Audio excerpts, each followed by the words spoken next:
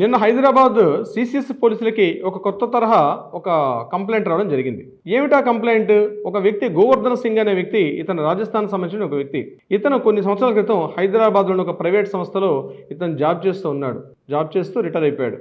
Retire అయిపోయిన తర్వాత మళ్ళీ అతను తన ఎక్కడైతే నేటివ్ ప్లేస్ ఉందో నేటివ్ ప్లేస్ కూడా వెళ్ళిపోయాడు. అక్కడ వరకు బాగానే ఉంది. అయితే నువ్వు 4 కోట్ల రూపాయల జీఎస్టీ ఎస్కేప్ అయిపోయావని చెప్పి జీఎస్టీ కంపెనీ నుంచి, గవర్నమెంట్ నుంచి ఆయనకు ఒక నోటీస్ రావడం జరిగింది. నేను జీఎస్టీ ఎట్లా కట్టే, నేను ఎప్పుడు అసలు కంపెనీయే పెట్టలేదు కదా అని చెప్పి ఆ వ్యక్తి వివరాలు సేకరించి లోపలికి వెళ్ళేసరికల్లా తన పేరు మీద ఒక కంపెనీ ఉంది, దుర్గా ఎంటర్ప్రైజెస్ అనేటువంటి ఒక కంపెనీ ఆయన పేరు మీద ఉంది. ఆయనకు ఆధార్ కార్డు, ఆయన యొక్క డీటెయిల్స్, ఆయన అడ్రస్ కంప్లీట్ ఆయన యొక్క డీటెయిల్స్ తోటి ఎవరో ఒక థర్డ్ పర్సన్ ఆయన పేరు మీదుగా కంపెనీ పెట్టి, దుర్గా ఎంటర్ప్రైజెస్ కంపెనీ పెట్టి సుమారుగా ఒక 4 కోట్ల రూపాయల జీఎస్టీ కట్టలేదు అని చెప్పి కట్టకుండా ఎస్కేప్ అయిపోయాడు. ఎవరు పెట్టారో ఆ వ్యక్తి. అయితే ఎవరు పెట్టారో ఈయనకు తెలియదు.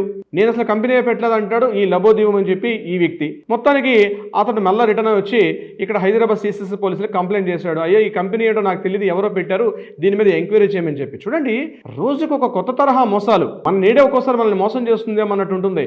అంటే మన ఆధార్ కార్డులు కానీ, మన పాన్ కార్డు, మన బ్యాంక్ అకౌంట్స్ ఎంత అలర్ట్గా ఉండాలని చెప్పి ఈ సంఘటన మనకు రుజువు చేస్తుంది. అంటే మీకు తెలియకుండానే కంపెనీలు పెట్టేస్తారు, లావాదేవీలు చేస్తారు, ట్రాన్సాక్షన్లు చేసేస్తారు, చివరికి జీఎస్టీలు కూడా కట్టకుండా ఎగవేత కూడా చేస్తారు. అటువంటి సందర్భాల్లో ఆలస్యంగా ఇలాంటి నోటీసులు వస్తే ఏం చేయాలి అంటే, ఎవడో ఓనరు ఎవడో తెలియదు, కానీ ఎవరో వ్యక్తులు ఏదో ఆపరేషన్ చేస్తారు, ఓనర్ మాత్రం మీరుండే అవకాశం కూడా ఉంది. తస్మాత్ జాగ్రత్త. ఇలాంటి మోసాలు నిత్యం మన పక్కనే జరుగుతుంటాయి. మీరు అలర్ట్గా లేకపోతే మీరు కూడా చిక్కుల్లో పడే అవకాశం కూడా ఉంటుంది.